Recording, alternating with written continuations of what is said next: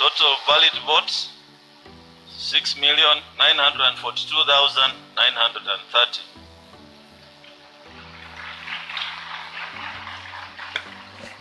And this represents 48.85%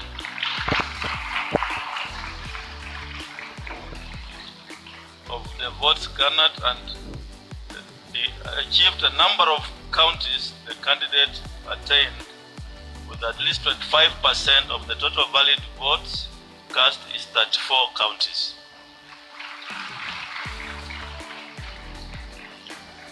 Ruto William Samoei, number of valid votes 7 million.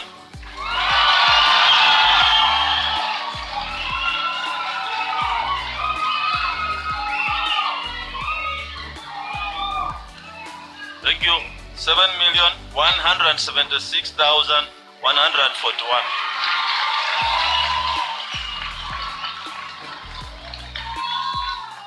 This represents 50.49%.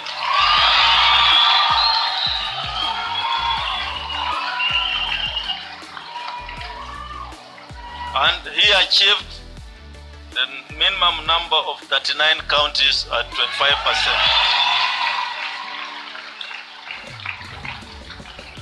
Waihika David Maure, number of valid votes in figures 31,987. That represents 0.23%. Number of counties with a minimum of 25%, 0. Washakoya George Luchiri, 61,969.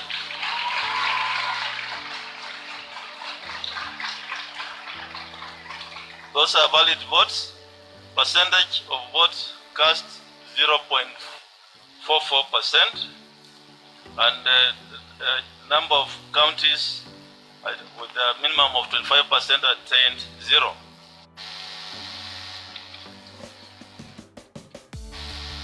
So, in accordance with the law, the Constitution and the law, I, Wafula Chebukati, Chairperson of the Independent Electoral and Boundaries Commission, hereby declares that Ruto William Samoei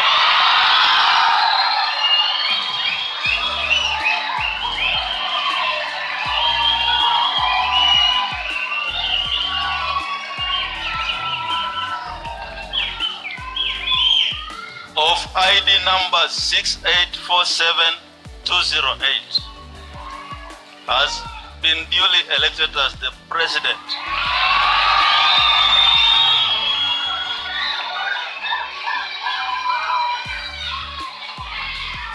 of the Republic of Kenya under the provisions of Article 138 of the Constitution in the presidential election held on 9th of day of August 2022, and I'll proceed to sign the certificate.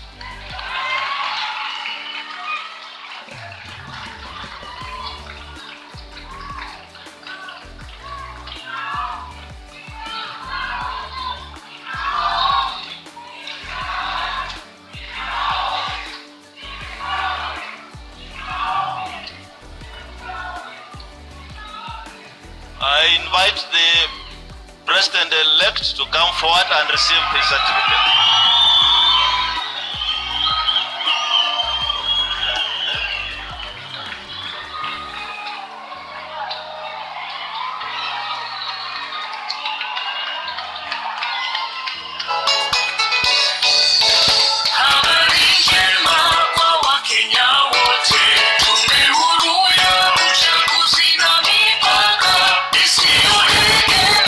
Upande wowote inayodumisha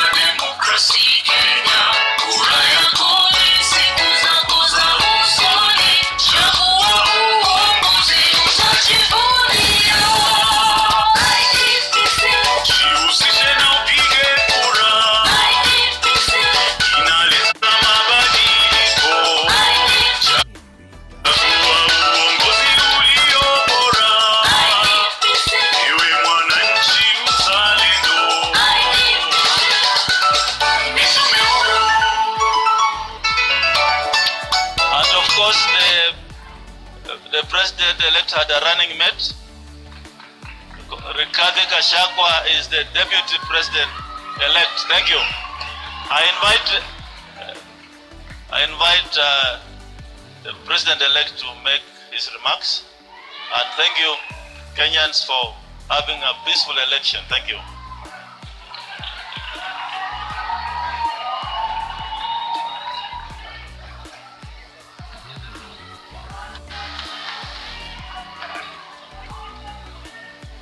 Thank you.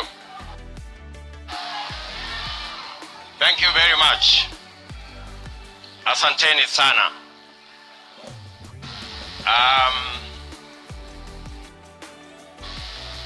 Your Excellencies, Ambassadors, and High Commissioners present, Your Lordships, the Bishops, and members of the clergy in the Republic of Kenya, my good deputy, Rigathi Gachagua, distinguished members of the Independent Electoral and Boundaries Commission, led by Chairman Wafula Chebukati,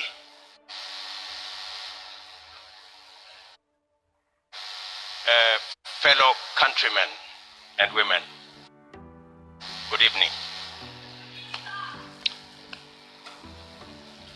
It is a wonderful evening, and I want to thank God that we are here this evening to witness this momentous occasion as the people of Kenya restate what is in Article 1 of the Constitution of Kenya, that all sovereign power belong to the people of Kenya. I want to thank God for getting us to this point. I want to thank God that today we have concluded this election. I know that there were predictions that I won't get to the ballot. There were predictions that we won't get here.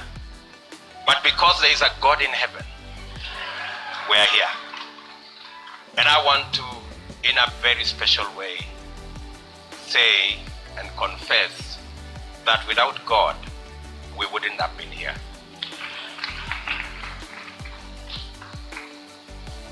My gratitude also goes to the people of Kenya. The millions who listened to us.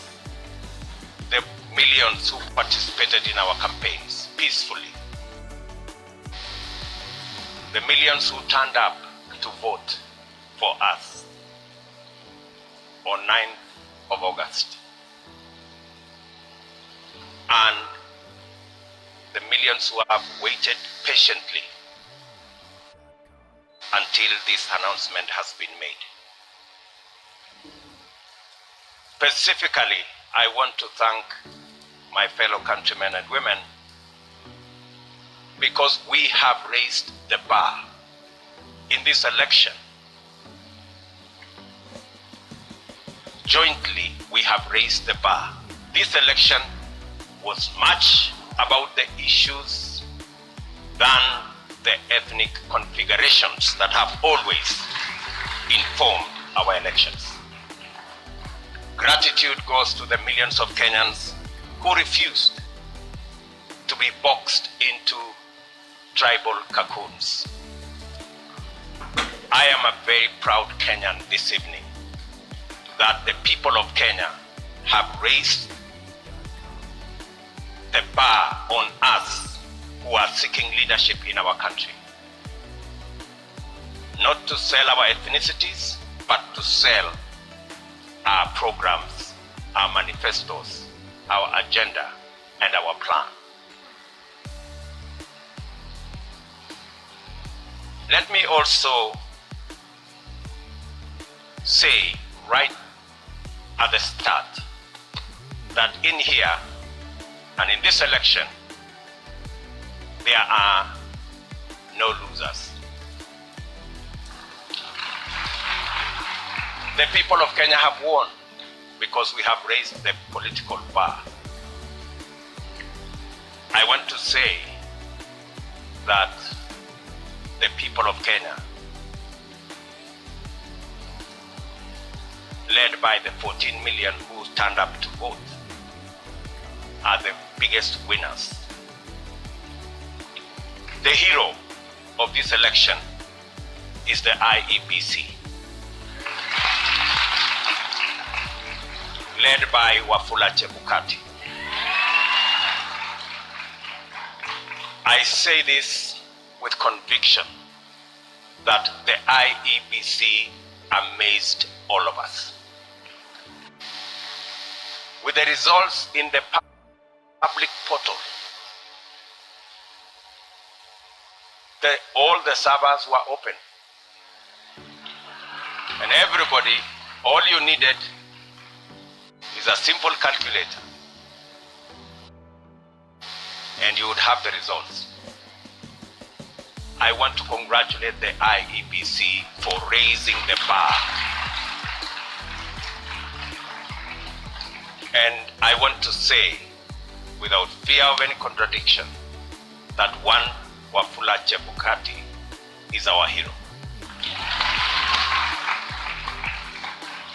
Soft-spoken, but firm.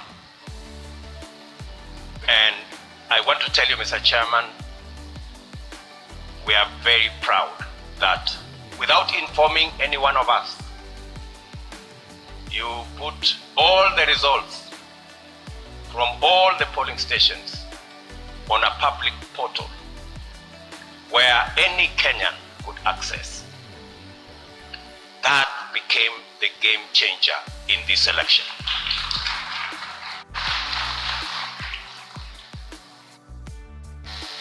Let me also, at this point in time, thank our partners, the religious leaders, who were part of this process right from the beginning. For the first time, we saw religious leaders spend time at this Starling Center and prayed for this process. I am sure their prayers will not be in vain. I also want to thank our development partners, our diplomatic community, and all the observers who came in their thousands to be part and parcel of the process right from almost 2 weeks ago to its conclusion in this auditorium. To all of them, I tell them the people of Kenya are eternally grateful that you took your time, valuable time, to watch over this process so that the right thing can happen. I want to thank my worthy competitor, the Honorable Raila Odinga, for a campaign that we all dwelled on issues and we tried to sell an agenda to the people of Kenya. I want to promise that I will work with all elected leaders and all leaders in Kenya so that we can fashion a country that leaves nobody behind. What the people of Kenya have done they have assigned us responsibilities. There will be those of us who will be in the executive, but there will be those of us who will oversee what we do in the executive. Both responsibilities in government and in the opposition are important for the people of Kenya.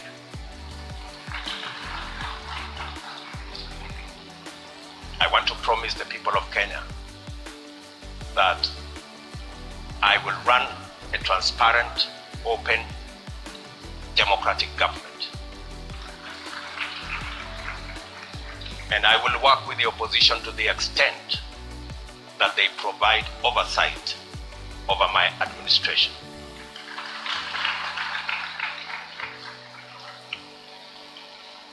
Let me also, at this point in time, acknowledge my boss, the President of the Republic of Kenya.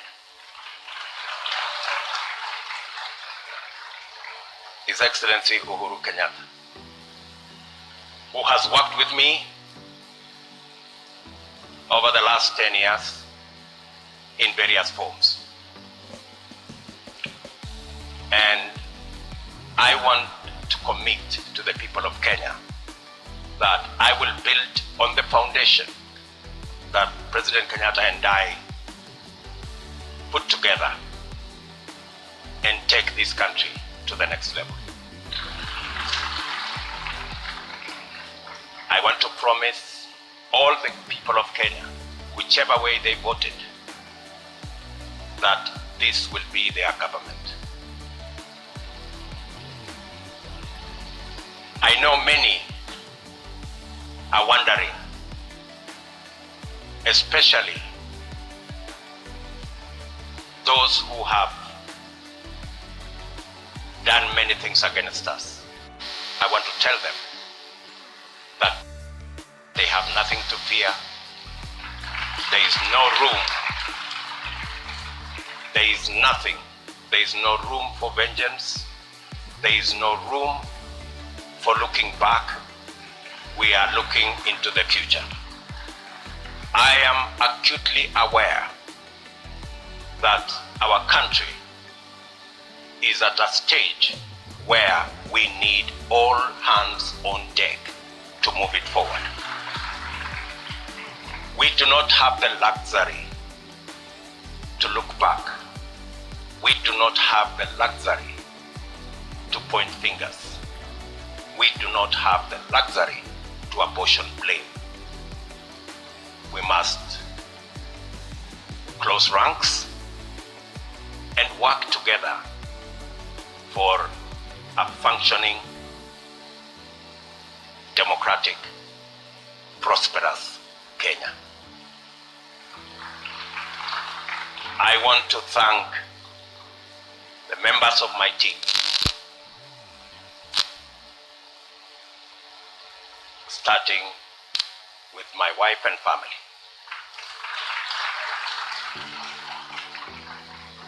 and many other prayer warriors in Kenya. And I want to confess that I have been prayed into victory.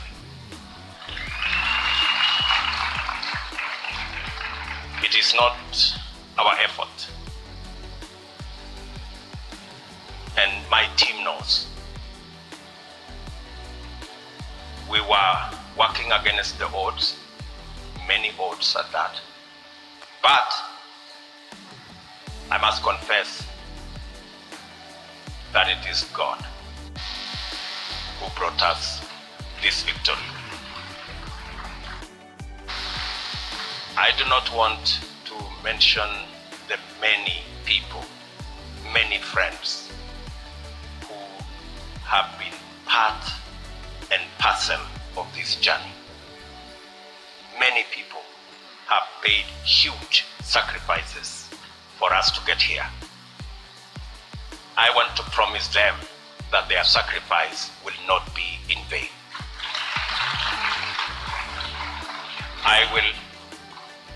I and my team and I will work very hard to make sure that we don't let the sacrifices made by many Kenyans, we don't let them down. I am very confident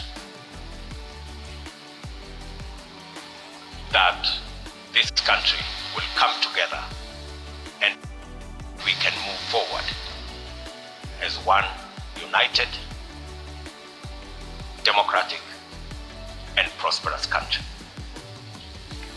I want to ask our religious leaders from across Kenya to pray for us and to pray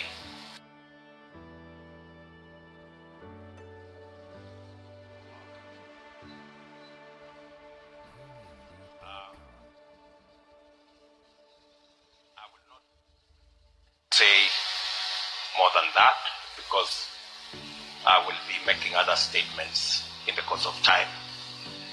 But let me say to all of you, thank you very much for being here this evening to witness this very historic, democratic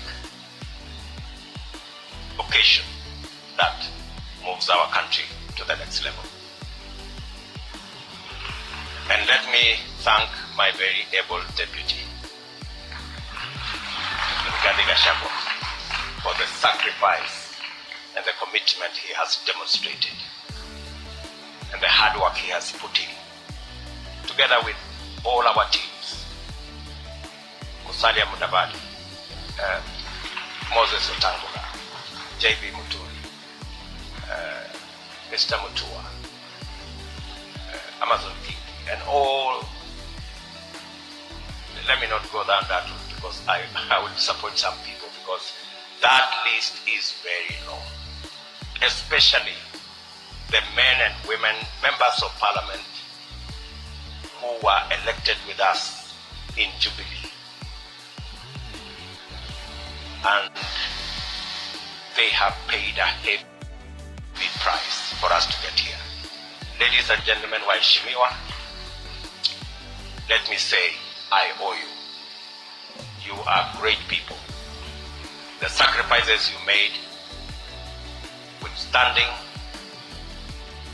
the many incidences of blackmail and threats, I want to tell you, you have earned your place in the history of Kenya. Because today, we're going to form a government together to serve the people of Kenya. So, with those many remarks, let me say to all the people of Kenya, I give you my word that I will work hard to make sure that this nation moves to the next level. Is united and is prosperous. Asanteni sana.